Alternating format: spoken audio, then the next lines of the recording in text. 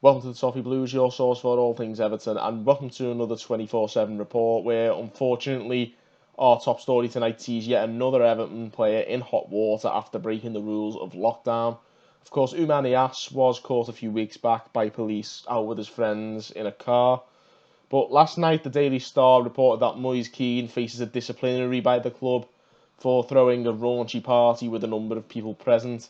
He looks set to be fined 2 weeks' wages for what he's done.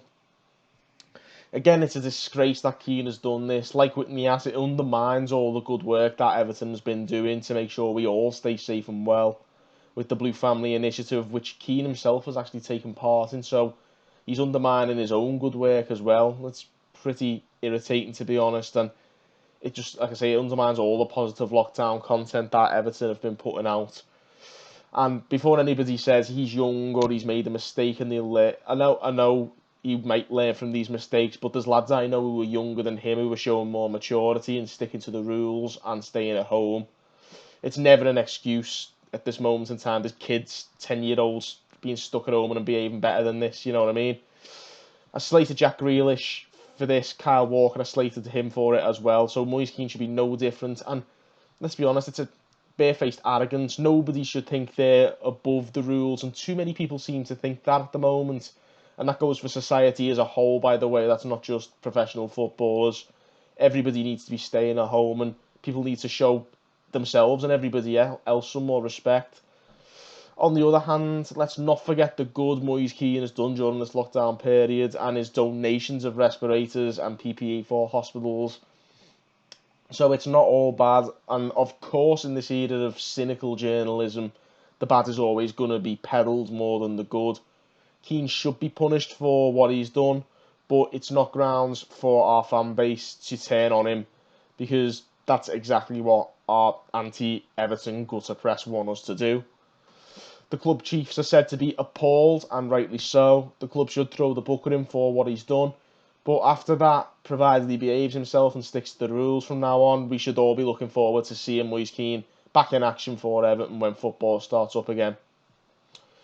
However, the first transfer rumours suggest that he might not be here when the new season starts, certainly. He's been linked with a possible move away by Italians Corriere dello Sport.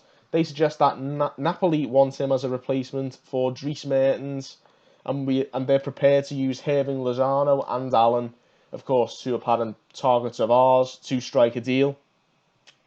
Now, this would be something I would be prepared to get behind if it's a 2-for-1 deal and we don't have to part with any money, considering it could improve two of the positions in our first team that we need to strengthen while selling a player who is predominantly a substitute for us at present. So I think it'd be an upgrade squad-wise if this deal was to be a goer.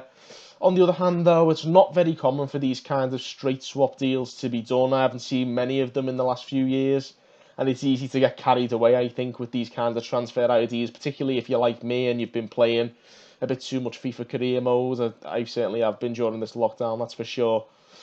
But it's certainly not something that happens regularly in real life, and I don't think it's something we'll be seeing in this case, despite the fact that it does potentially benefit both parties. It's not something I can see happening. We're going to stay in Italy for the next rumour as well with Calcio Mercato. They reported yesterday that Cengiz Under is still a player we're interested in, and that we're set to do battle with AC Milan and Napoli for his signature. The article did say that we are in the driver's seat, but I'm not sure how that's exactly the case in these times of lockdown and how you can possibly steal a march on people. It's a lot harder to get business done at present, certainly getting deals over the line. Nonetheless, if these rumours are anything to go by, it does seem that Carlo's former club Napoli are going to have a big part to play in our next transfer window, one way or another. Now, two possible transfers from France, and more today on the potential pursuit of Victor Osimhen from Lille, courtesy of the Daily Mail. They say we're going to battle the likes of Man United, Chelsea, Inter Milan and Juventus for the striker who scored 18 times for Lille this season. Osimhen was spotted on Instagram wearing our home kit earlier this season, if you want to read a bit more into that. So even in that esteemed company, perhaps it's not quite the losing battle we're anticipating. What makes it a lot tougher for us to acquire him is the 60 million price tag. And as a striker, like I say, it's not one of our weakest positions at present, and we should be spending that kind of big money for strengthening other areas of the pitch that are in much more pressing need to be strengthened. Finally today, Guardian journalist Ed Aaron suggests that we're after 19-year-old centre-half Mohamed Simakan, who is currently based as well in France with Strasbourg. This is only his first full season playing for the Alsatian club, and he's played 25 games, and they sit 11th in the table at the time of the lockdown, calling to a halt the French league. So not a bad performance for a 19-year-old, and he's clearly a good player to be linked with the likes of us and AC Milan. But it's always an interesting one, I think, with these up-and-coming players, and again, heavily dependent on the price. We need to save money, as I say, for pressing first-team investments. We need to strengthen positions in the midfield, particularly. So we'd either need to be ready to make an instant impact when he signs, or be pretty cheap if we're going to be buying them for the future. At present, I'm not convinced that he's either of those things, so I'm not convinced we're going to be making any big bids. We're certainly going to be opening our checkbook and splashing the cash for him. So there you have it for this weekend's rumours. Let us know what you think about these stories with a comment below. Give the video a like as well. Be sure to subscribe, of course, for more great content, and keep tuning in while you're staying at home. And of course, given the nature of the headline stories today, it's important to reiterate that as well. On that note, make sure you are staying at home and stay safe out there. And until next time, thank you guys for watching on the Toffee Blues.